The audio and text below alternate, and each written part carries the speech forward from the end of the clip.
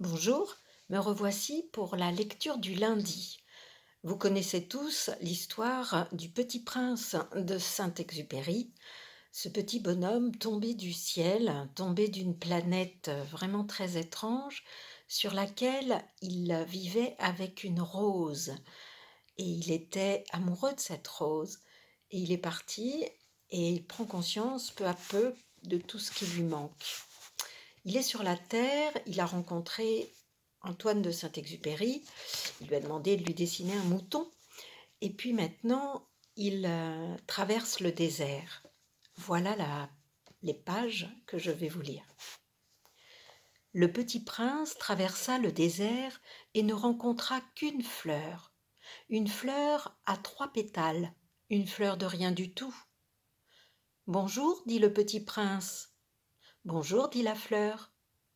Où sont les hommes demanda poliment le petit prince.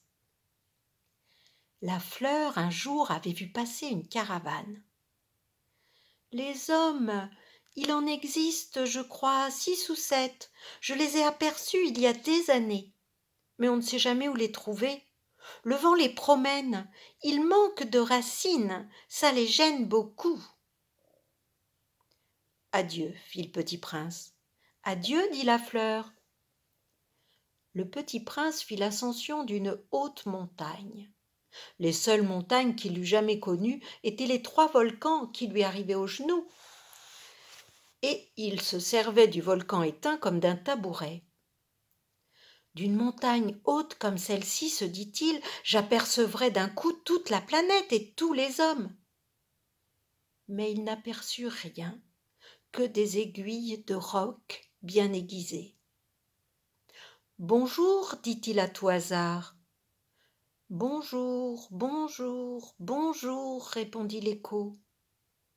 Qui êtes-vous, dit le petit prince. Qui êtes-vous, qui êtes-vous, qui êtes-vous, répondit l'écho. Soyez mes amis, je suis seul, dit-il. Je suis seul, je suis seul, je suis seul, répondit l'écho. Quelle drôle de planète, pensa-t-il alors. Elle est toute sèche et toute pointue et toute salée. Et les hommes manquent d'imagination, ils répètent ce qu'on leur dit. Chez moi, j'avais une fleur. Elle parlait toujours la première. Mais il arriva que le petit prince, ayant longtemps marché à travers les sables, les rocs et la neige, découvrit enfin une route. Et les routes vont toutes chez les hommes. Bonjour, dit-il.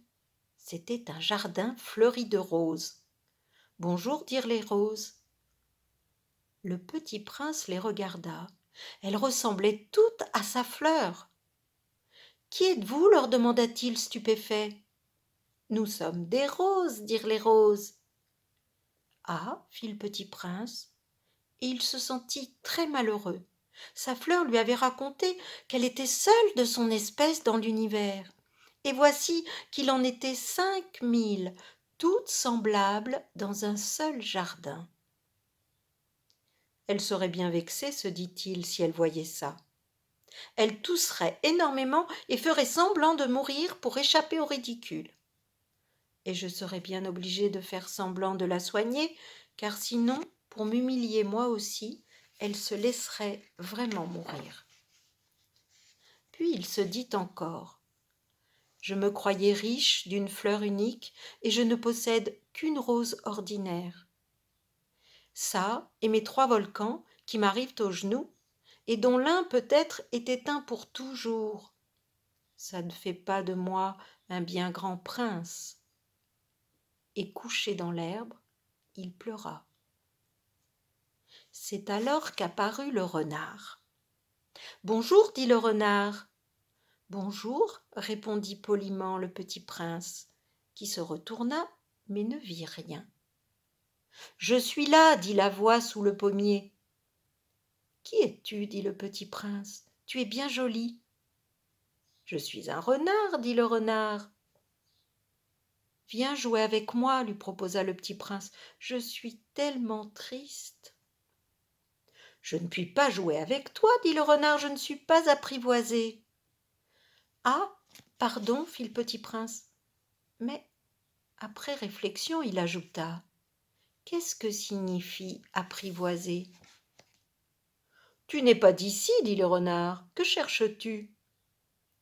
Je cherche les hommes, dit le petit prince. Qu'est-ce que signifie apprivoiser? Les hommes, dit le renard, ils ont des fusils et ils chassent. C'est bien gênant.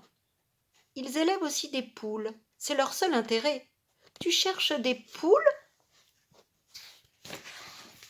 Non, dit le petit prince, je cherche des amis. Qu'est-ce que signifie apprivoiser?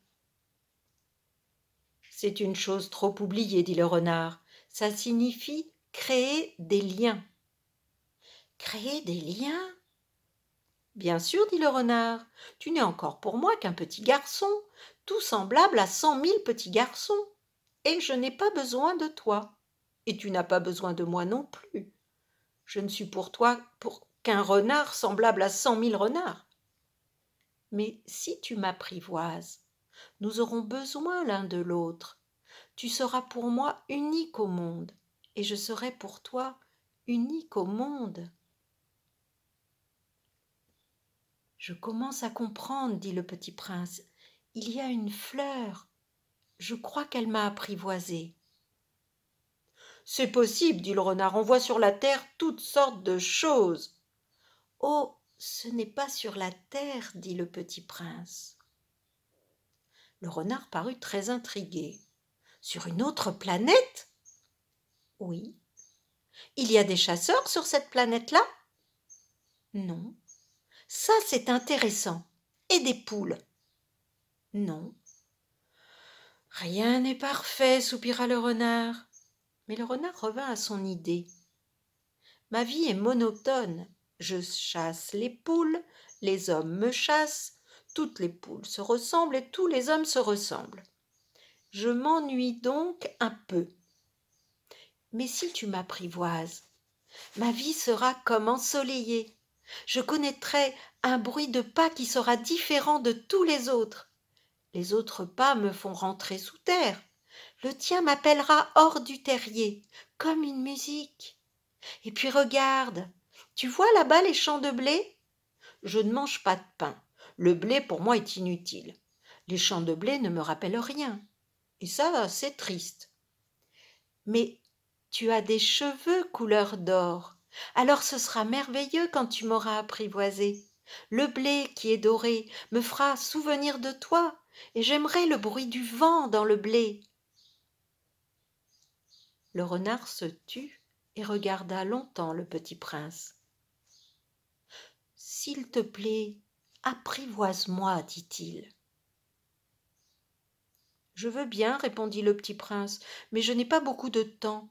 J'ai des amis à découvrir et beaucoup de choses à connaître. » On ne connaît que les choses que l'on apprivoise, dit le renard. Les hommes n'ont plus le temps de rien connaître. Ils achètent des choses toutes faites chez les marchands. Mais comme il n'existe point de marchands d'amis, les hommes n'ont plus d'amis.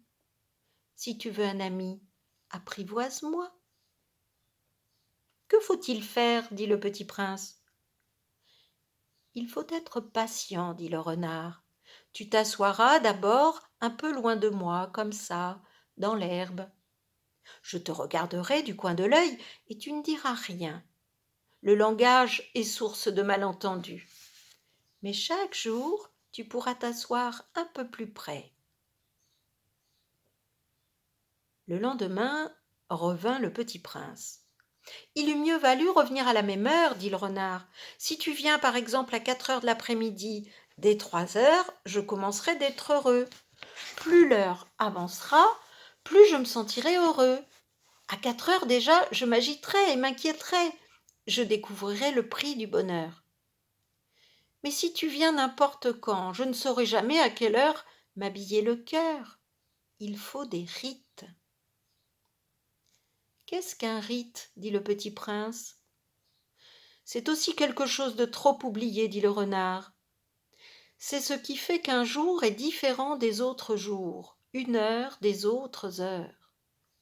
Il y a un rite, par exemple, chez les chasseurs. Ils dansent le jeudi avec les filles du village. Alors le jeudi est un jour merveilleux, je vais me promener jusqu'à la vigne. Si les chasseurs dansaient n'importe quand, les jours se ressembleraient tous et je n'aurais point de vacances. Ainsi, le petit prince apprivoisa le renard, et quand l'heure du départ fut proche, « Ah, dit le renard, je pleurerai. »« C'est ta faute, dit le petit prince, je ne te souhaitais point de mal, mais tu as voulu que je t'apprivoise. »« Bien sûr, dit le renard. »« Mais tu vas pleurer, dit le petit prince. »« Bien sûr, dit le renard. »« Alors tu n'y gagnes rien. »« J'y gagne, dit le renard, à cause de la couleur des blés. » Puis il ajouta, « Va revoir les roses, tu comprendras que la tienne est unique au monde. Tu reviendras me dire adieu, et je te ferai cadeau d'un secret. » Le petit prince fut revoir les roses. « Vous n'êtes pas du tout semblable à ma rose. Vous n'êtes rien encore, leur dit-il. Personne ne vous a apprivoisé, et vous n'avez apprivoisé personne. Vous êtes comme était mon renard. Ce n'était qu'un renard semblable à 100 000 autres. Mais j'en ai fait mon ami, et il est maintenant unique au monde. » Et les roses étaient bien gênées. « Vous êtes belles, mais vous êtes vides, leur dit-il encore. On ne peut pas mourir pour vous. Bien sûr, ma rose à moi, un passant ordinaire croirait qu'elle vous ressemble, mais à elle seule, elle est plus importante que vous toutes, puisque c'est elle que j'ai arrosée, puisque c'est elle que j'ai mis sous globe, puisque c'est elle que j'ai abritée par le paravent, puisque c'est elle dont j'ai tué les chenilles, sauf les 2 ou 3 pour les papillons, puisque c'est elle que j'ai écouté se plaindre ou se vanter, ou même quelquefois se taire, puisque c'est ma rose. » Et il revint vers le renard. « Adieu, dit-il. »« Adieu, dit le renard. Voici mon secret. Il est très simple. On ne voit bien qu'avec le cœur. L'essentiel est invisible pour les yeux. » « L'essentiel est invisible pour les yeux, » répéta le petit prince, afin de se souvenir. « C'est le temps que tu as perdu pour ta rose qui fait ta rose si importante. »« C'est le temps que j'ai perdu pour ma rose, » fit le petit prince, afin de se souvenir. « Les hommes ont oublié cette vérité, dit le renard, mais tu ne dois pas l'oublier.